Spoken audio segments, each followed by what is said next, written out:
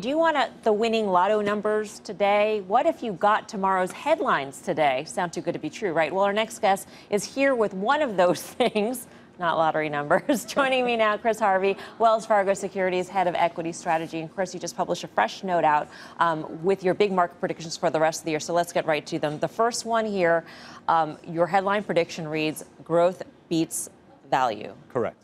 Why is that? Well, when we look at value, there's not enough value in value. And things that are cheap for a reason. And when we look at growth of growth, the quality is much better. We have organic growth. We have pricing power. You look at the growth of value, it's about tax and tax reform, and the quality is not that great. And then when we look at flows, we're seeing money flow out of value, and we're seeing money go into growth. And the last thing is the C word. We haven't seen capitulation with value. Until we see that capitulation, we're still in the growth camp. What are you looking for in terms of capitulation and value? So it's hard to say exactly, but what we want to hear is when we go into value managers, sometimes I have to bring a box of Kleenex because it's a very difficult conversation. Oh, yeah. And what I want to hear is people just throwing in the towel. What I want to see is more money come out of the space. And what you see is sometimes you just see those gapping days down or those big liquidations. Once we see that, we think the price is cleared, you've had a repricing of risk, and then you can start to get involved in value. But until then, we're still in the growth camp. All right, here's the next headline. You see Powell strangles the rally. This is above the fold. So how does this come to fruition? Well, okay, let's start with the market is beginning to rally again. And good news is the market is reacting to good news. So you have good earnings come out, and the stock market's going up, and stocks are reacting to that. But what we worry about is good news becomes bad, that the news becomes so good that the Fed really has to get in motion. The Fed becomes a lot more hawkish, and that takes a lot of monetary accommodation off the table rather quickly. In addition to that, that can flatten the curve, and we think that starts to choke off the rally, or it really puts a ceiling on the rally. This is a prediction for this year or for next year? Because it feels like this year he's already telegraphed pretty much what he is going to do this year. Well, if the numbers come in a lot stronger, and again, when you put monetary and fiscal policy together, it's a very potent cocktail. So I want to see what 2Q numbers look like. And the Fed is now saying the economy's strong. And one thing I say is the Fed and talking about the economy, they never tell you that the economy's strong. They're always late to the party. And for them to say that the economy's strong, you know that it's rather strong. Okay, let's get to the last one. You say crypto cat is out of the bag. What do you mean by this? So back in December, we were worried about speculation in the crypto market. Crypto markets went parabolic. To us, there appeared to be a lot of froth in the marketplace. And what we were worried is if that froth came out of the marketplace, it would spill over to equities. Now, we can argue about causation, but what we did see is froth come out of the crypto market, equity markets roll over earlier this year. And for us, as we look forward, a lot of that froth is already done. It's already out. In addition to that, what we had from a lot of the semiconductor companies and a lot of the tech companies is a lot more transparency. This is what our cryptocurrency exposure is. And now you can start to price it in. And so as we look forward, we think crypto is really a non-event for the equity market. Before, we thought it was a big risk. Now we think it's a non-event.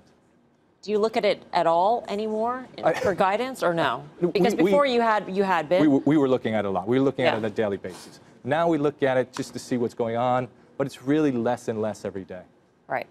You guys have a question over there? Tim? Yeah, I guess, Chris, ultimately, you start to get at this, Mel, when you ask the time horizon, because you know, for me, the Fed, it really is something that eventually they will strangle this. So, Chris, make this very clear.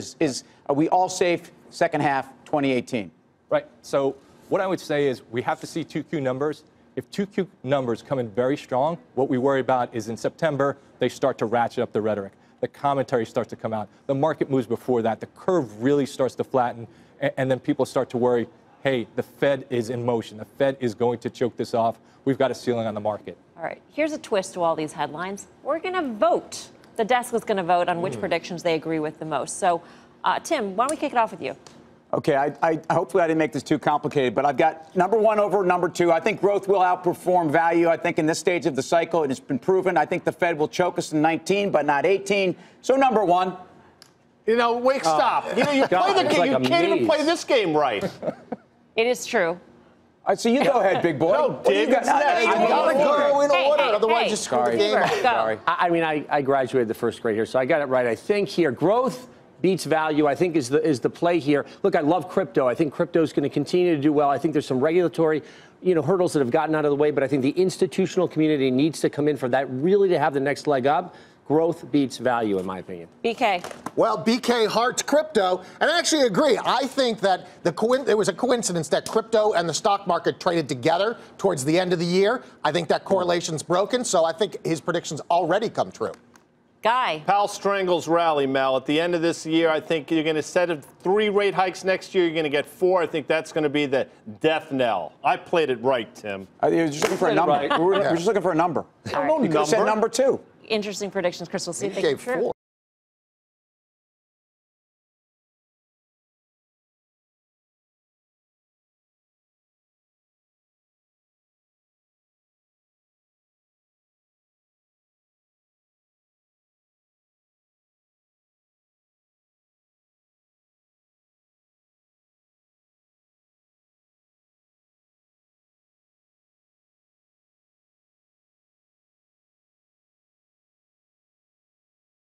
Hey there, thanks for checking out CNBC on YouTube. Be sure to subscribe to stay up to date on all of the day's biggest stories. You can also click on any of the videos around me to watch the latest from CNBC. Thanks for watching.